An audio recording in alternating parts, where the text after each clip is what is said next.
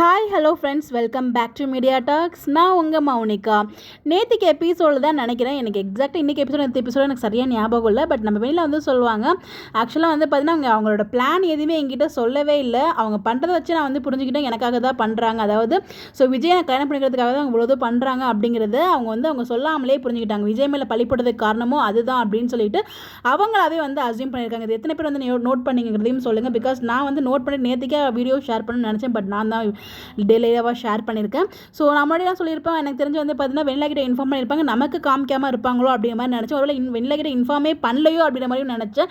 அதுக்கப்புறம் வெண்ணிலா மாமாலாம் பேசிகிட்டு இருக்கும்போது பக்கத்தில் எந்த ரியாக்ஷனும் இல்லாமல் நார்மலாக இருந்துட்டு இருந்தாங்க. அதை வச்சு நமக்கு தெரிஞ்சிருச்சு, ஸோ அவங்களுக்கு தெரிஞ்சது அது எல்லாமே பிளான் போகுது அப்படின்னு சொல்லிட்டு. பட் இப்போ ரொம்ப கிளியர் கட்டாக வந்து நமக்கு கிடச்சிருக்கு. அங்கே என்னன்னா, வெண்ணிலா கிட்ட இந்த மாதிரி தான் பண்ண போகிறவங்கிறது இன்ஃபர்மேஷன் கொடுக்கல. அவங்க வந்து அஜய் கிட்ட சொல்லுவாங்க இல்லையா, வெண்ணிலா கிட்ட எல்லாத்தையும் சொல்லிடலாம் அப்படின்னு சொல்லிட்டு. பட் வெண்ணிலா கிட்ட அவங்க எதுவுமே சொல்லலை. பட் வெண்ணிலா வந்து பார்த்தீங்கன்னா இது எல்லாமே நமக்காக தான் பண்ணுறாங்க அப்படிங்கிற ஒரு அசம்ஷனில் அவங்க வந்து விஜய் நமக்கு கிடச்சா போதும், என்ன வேணால் பண்ணிக்கிட்டோம் அப்படிங்கிற மாதிரி அந்த ஒரு தாட்டில் இருந்தாங்க. இங்கே வந்து பார்த்தீங்கன்னா வெண்ணிலாவை அங்கே வந்து யூஸ் பண்ணல, வெண்ணிலா தான் அவங்கள யூஸ் பண்ணியிருக்காங்க. அதாவது நம்ம எல்லாருமே நினச்சிட்டு இருந்தது வெண்ணிலாவை யூஸ் பண்ணி காவேரியை அட்டாக் பண்ணுறதுக்காக தான் அவங்களோட மெயின் மோட்டிவ். பட் ஆனால் இங்கே வந்து பார்த்தீங்கன்னா வெண்ணிலா அவங்களாரையும் யூஸ் பண்ணி விஜய் எப்படியாவது கல்யாணம் பண்ணிக்கணும் அப்படிங்கிறது வெண்ணிலாவோட மோட்டிவ். ஆக மொத்தம் ஒருத்தருக்கு ஒருத்தர் நல்லா யூஸ் பண்ணிட்டு கடைசியில் நம்ம காவேரியோட ஒரு மாஸ்டர் பிளானில் சிக்கி தவிச்சிட்டு இருக்காங்க. ஸோ இந்த இடத்துல அதுதாங்க ஒரு ஹைலைட்டான விஷயமே.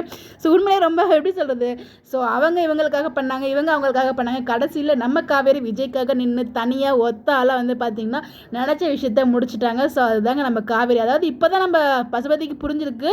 ஒரு டைலாக்லாம் சொல்லுவார், பசுபதி ஞாபகம் வந்திருக்கும் போல், நம்ம ஓல்டு காவேரி பசுபதி கண்ணில் விரல விட்டு ஆடினதெல்லாம் இப்போ தான் ஞாபகம் வந்திருக்கும் போல். அதனால தான் வந்து இன்றைக்கி வந்து டைலாக்லாம் வந்து விட்டுருப்பாரு, வந்து சாதாரண மனுஷி கிடையாது அப்படிங்கிற மாதிரிலாம். ஸோ உண்மையில் வந்து பார்த்திங்கன்னா இன்றைக்கி நமக்கு பசுபதிக்கு இன்னும் கிளியராக புரிஞ்சுக்கோ நம்ம காவேரி யார் அப்படின்னு சொல்லிட்டு. ஸோ நீங்கள் போட்ட பிளான்லாம் எங்கள் காவேரி பிளானுக்கு முன்னாடி அப்படிங்கிற மாதிரி தான் இருந்துச்சு.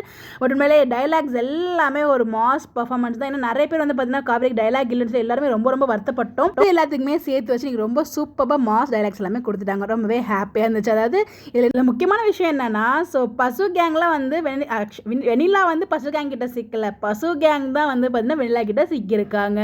ஸோ இப்போயுமே வந்து பார்த்தீங்கன்னா வெண்ணிலாவால் தான் அவங்களோட முகத்திலையும் கிழிஞ்சிருக்கு நம்ம காவேரியோட மாஸ்டர் பிளானில். ஸோ ரொம்பவே ஹாப்பியாக இருக்குது. பாப்பா நாளைக்கு என்ன மாதிரி கொண்டு போகிறாங்க. ஸோ இதை பற்றி உங்களுடைய கருத்துக்கள் மறக்காம கமெண்ட்டில் ஷேர் பண்ணுங்கள். இந்த மாதிரி எப்படி தெரிஞ்சுக்க நம்மளோட சேனலை ஃபாலோ பண்ணிக்கோங்க. Bye bye.